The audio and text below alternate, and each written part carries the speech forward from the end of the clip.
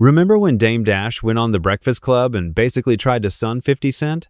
Sitting there like, where is it? There is no Netflix deal. There are no rights to be bought. Calling 50 capping, as if 50 just woke up one day and said, let me fake a whole Netflix doc for clout. Dame said it so confidently, like he had the master key to every contract in Hollywood. Do you remember when 50 Cent was supposed to be putting out a documentary about Puff on Netflix? Yes. Where is it? I think it's still happening. Yeah, right. He's capping. So I talk a different language than most people. I'm a boss. So number one, there is no rights to be bought. So I knew he was trolling. For a second, he almost sold the idea that 50 was just talking slick and nothing real was ever going to drop. Well, fast forward, and now Netflix casually drops the official trailer for Sean Combs' The Reckoning.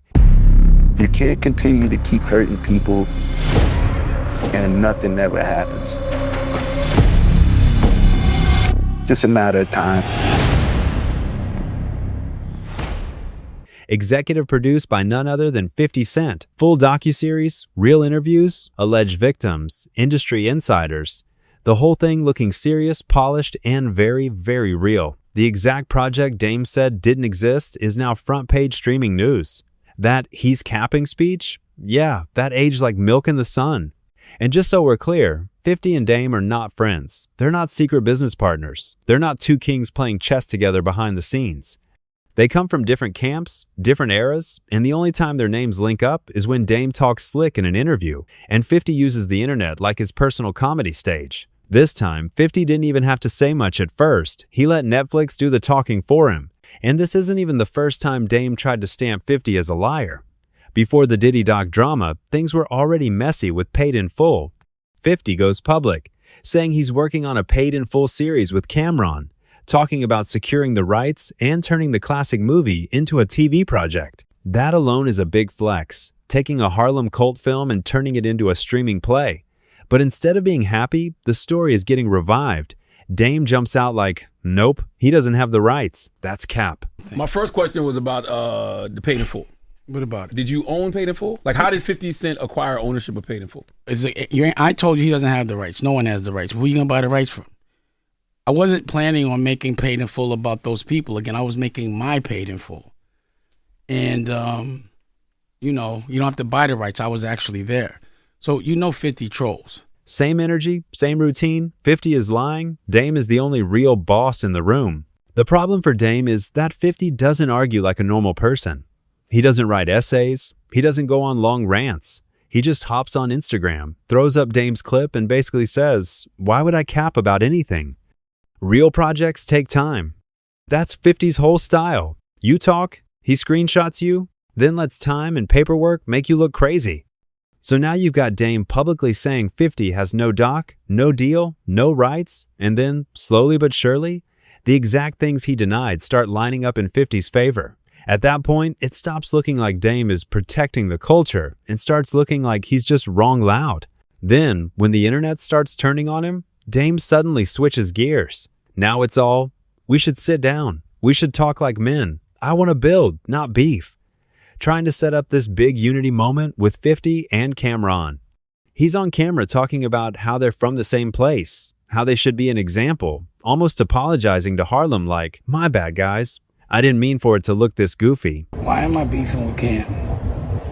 And the only reason why is because I just never got to talk to him. He publicly said he wasn't going to talk to me, but almost every OG from Harlem and everyone I respect is like, yo, cut this shit, it's embarrassing.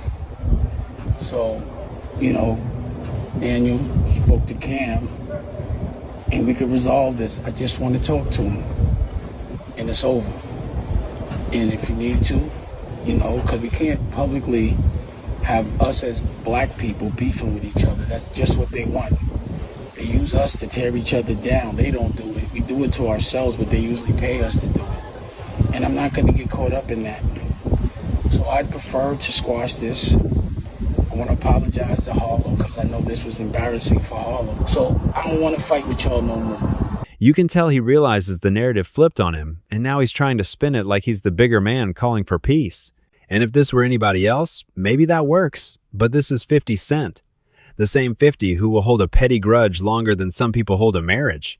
Instead of pulling up to some kumbaya meeting, 50 treats the whole thing like content. He reposts, he jokes, he lets blogs run with "Dame wants to squash it," while he stands off to the side like, "That's cute."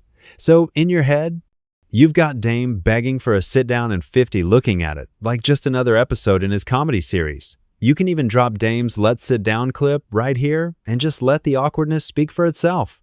And then Netflix drops the trailer, and that's when 50 really starts having fun. Because now, it's not just maybe 50 is working on something. It's right there on screen, promoted everywhere, with his name on it. At that point, Dame's whole "he's capping, there is no deal" act is cooked. And what does 50 do when he smells blood? He goes straight to his favorite stage, Instagram. He throws up that wild photo of Dame looking rough, and the caption is just pure 50 Cent energy. Whatever you do, don't believe people like this. They're desperate looking for attention. Happy Whole Day. That's not just a clapback. That's a character assassination in one sentence. He's basically telling millions of people, this guy's broke, bitter, and will say anything to stay relevant. No long explanation, no podcast, just a disrespectful picture, a disrespectful caption, and a fake happy holiday at the end, like it's a Christmas card from your worst enemy. And the worst part for Dame? This is all happening right after reality proves 50 was telling the truth the whole time. So at this point, you can't even pretend this is some friendly misunderstanding. These guys are not cool. They're not secretly texting. There's no brotherly love storyline coming. 50 is up, Dame is down bad, and the internet can see it. Dame's filing for bankruptcy, buried under millions in reported debts and legal problems. While 50 is out here executive producing shows, collecting streaming checks, and using Instagram like a weapon. One is trying to convince everyone he's still a boss. The other one is quietly proving it with contracts and trailers. And hanging over all of this is Diddy. Because when Sean Combs' The Reckoning really drops, it's not just another documentary, it's a permanent stain on his legacy. The allegations, the stories, the people talking on camera, even if you say alleged every 5 seconds, the public opinion damage is done. Diddy's image in the culture is never going back to what it was. He's going to be remembered as the fallen mogul under a cloud of accusations, and 50 Cent is the one helping package that story for the world. Meanwhile, Dame Dash is in the comments section, getting cooked too, all because he chose the wrong moment to call 50 a liar.